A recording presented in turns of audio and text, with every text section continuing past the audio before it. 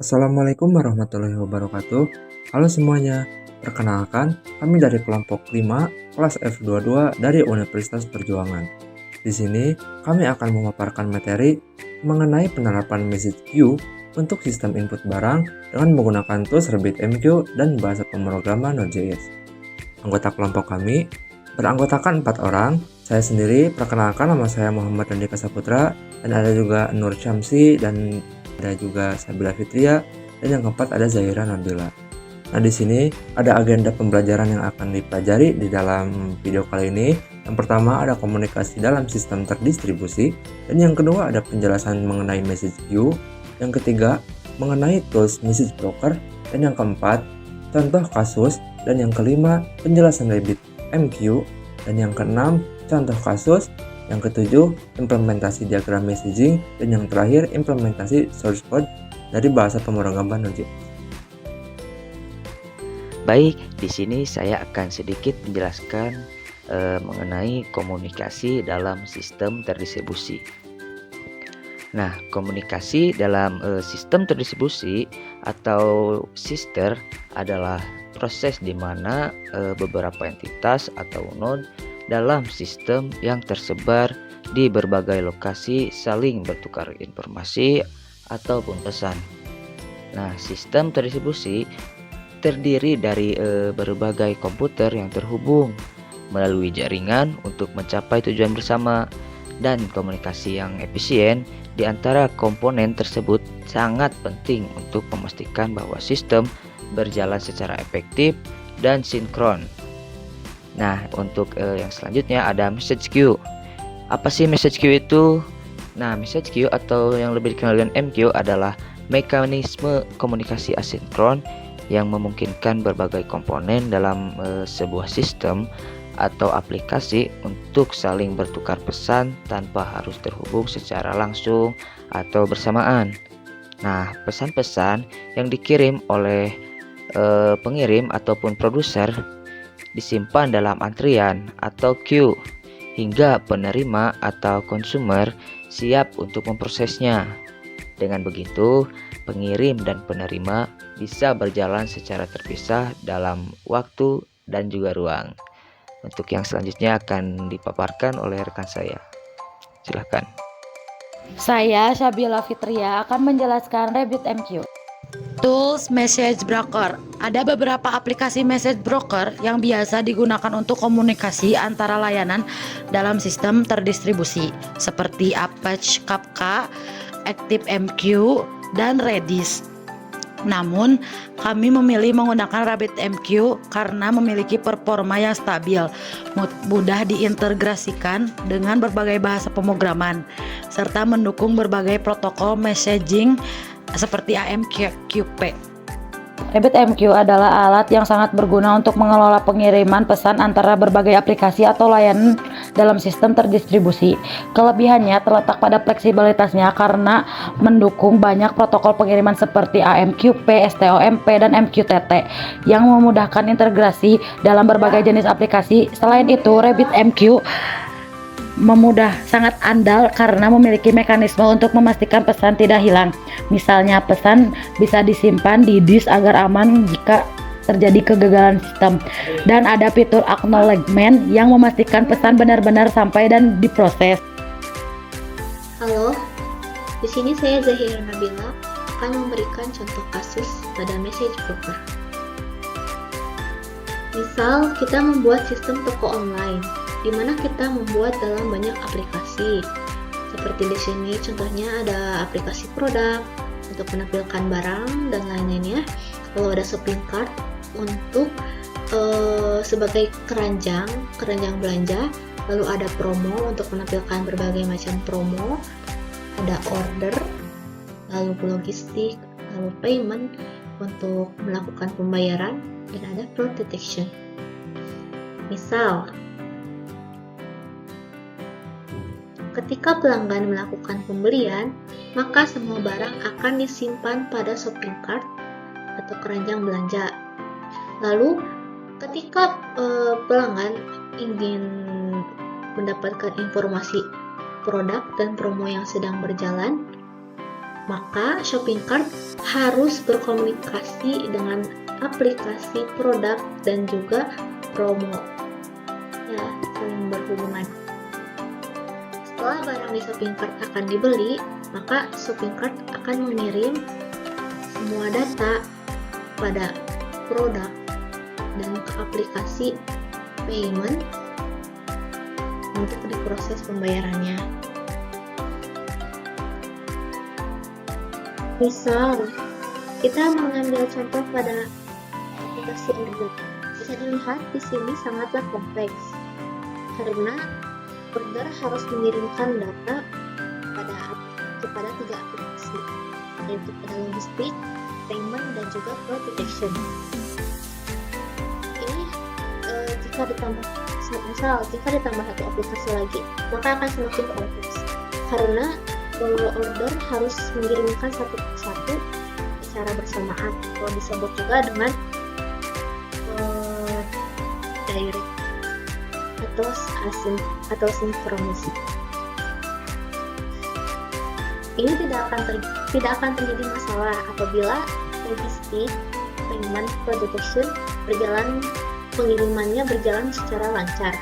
Tetapi masalahnya ketika ada satu aplikasi, misal pada payment, rusak atau juga error, maka akan berdampak kepada aplikasi-aplikasi lainnya.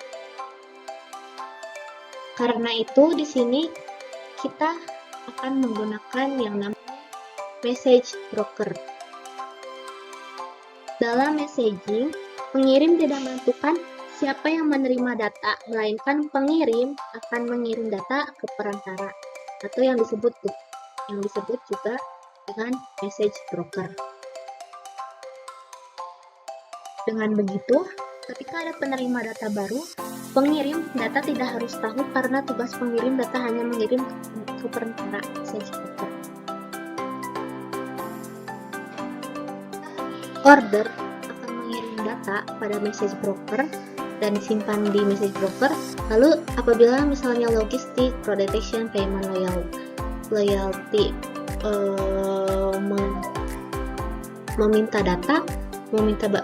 meminta data dari order, maka hanya akan diambil pada message broker.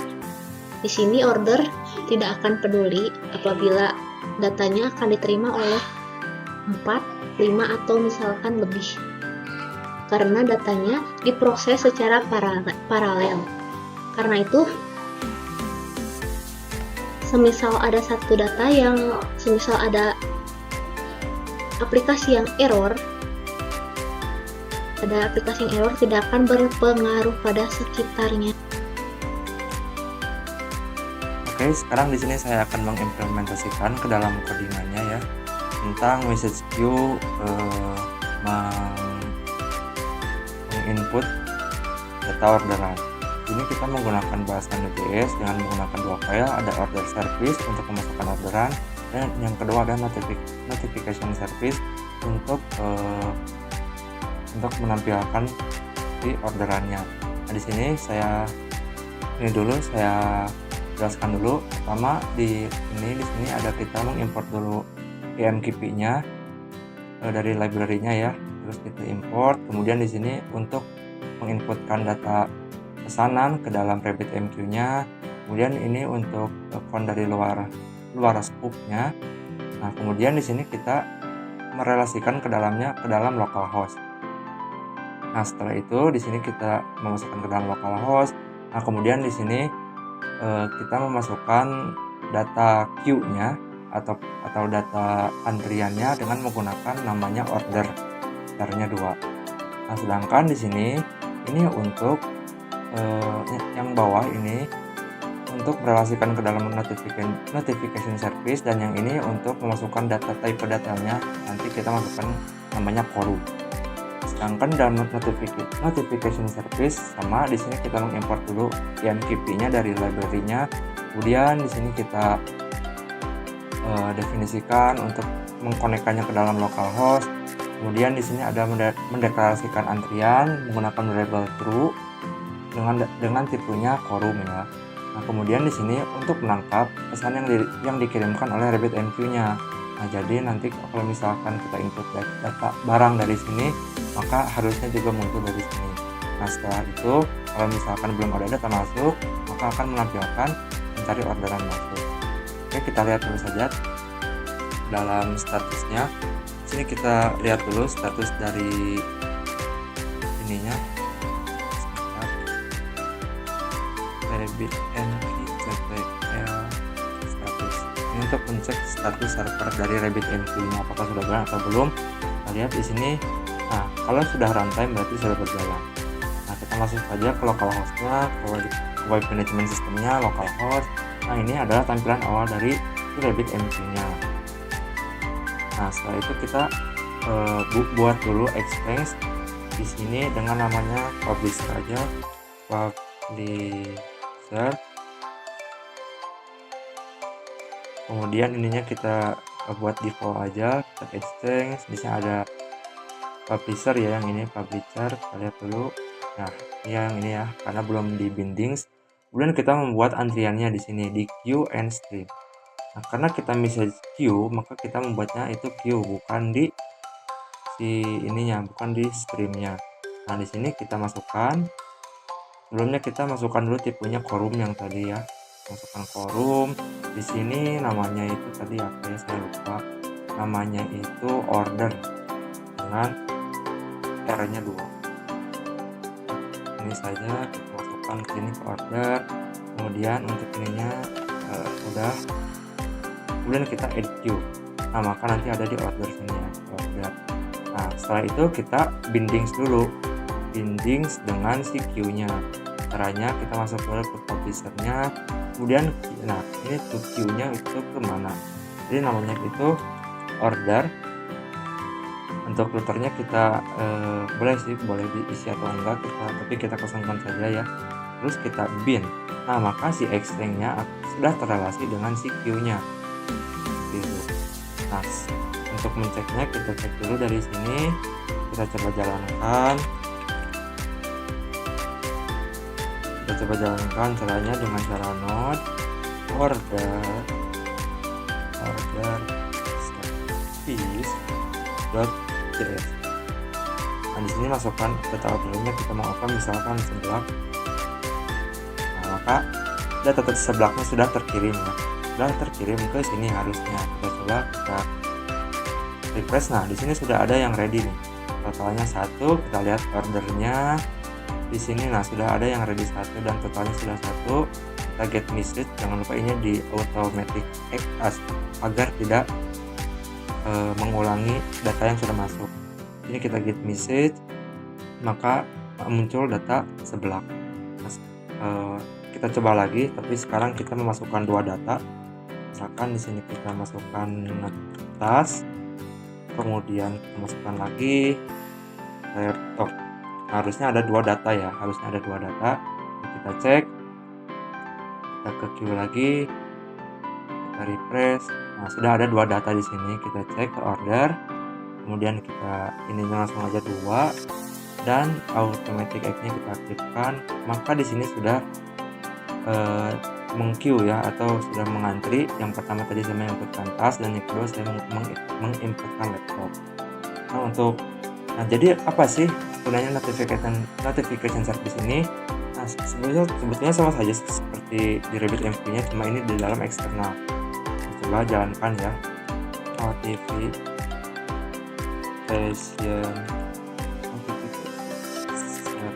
jangan lupa semuanya harus sama ya, dari huruf besarnya kita coba. Nah, di sini belum ada orderan masuk ya. Coba kita masukkan orderan masuk di sini. Kita atas. Nah, maka orderannya sudah masuk ke sini ya. Karena di sininya kita lihat, di sini sudah ada auto act. Nah ya, di sini.